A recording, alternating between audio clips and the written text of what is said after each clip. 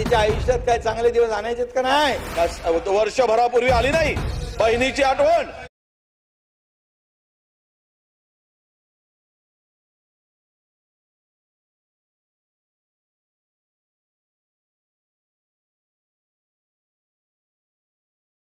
त्यावेळेस लाज वाढत होती, बहिणीची इज्जत लुटली जात होती. त्यावेळेस कुठे गेली होती यांची इज्जत? आम्ही बहिणीला 1,500 रुपये म्हणजे 18,000 रुपये वर्षाला देणार आहोत. नाना, जी बहीण बांधते राखी तिला का ठेवायचे दुःखी? 2 महिन्यामध्ये बहीण सुचली, कारण बहिणी आणि आमच्या भावानी, महाराष्ट्रातल्या जनतेने अध्यक्ष महोदय यांची जिरवली. तुम्ही जेव्हा खटाखट 1 लाख रुपये देणार, आम्ही पटापट योजना जाहीर केल्या आणि देणार.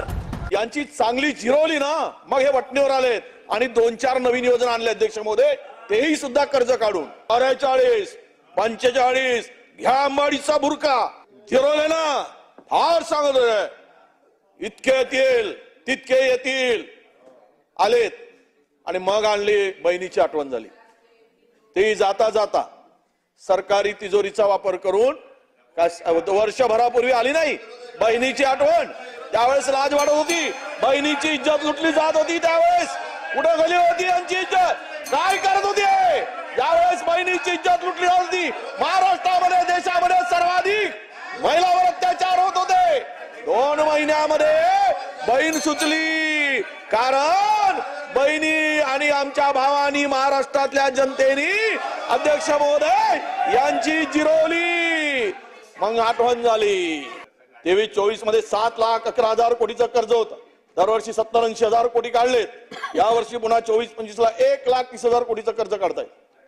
म्हणजे एकूणच 8.5 लाख कोटीपेक्षा अधिकचं कर्ज या राज्यावर होणार आहे अध्यक्ष महोदय. ऋण काढून सण साजरा करणारे तुम्ही आहे. महाराष्ट्र बघतोय अध्यक्ष महोदय. आपके बारे में एक शेर याद आता है हमको, जो कल तक अपने थे वो इतने बदल गए, चेहरा वही है मगर सोच बदल गए. जो जो करेल त्याच्या त्यांच्या नावाने तो इतिहास रचला जाईल, इतिहास लिहिला जाईल. आपली रेष मोठी करा, पण दुसऱ्याची रेष पुसू नका.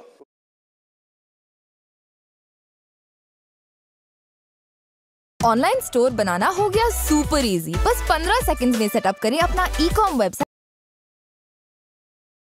तुमचा दगड एवढा भारी झाला ना, त्यांची छाती पिचल्या गेली, हवास निघून गेली. एवढा भारी दगड तुम्ही ठेवून दिलात की त्यांचा दम निघत नाही आहे. गुलाबराव, आनंद आहे की नाही?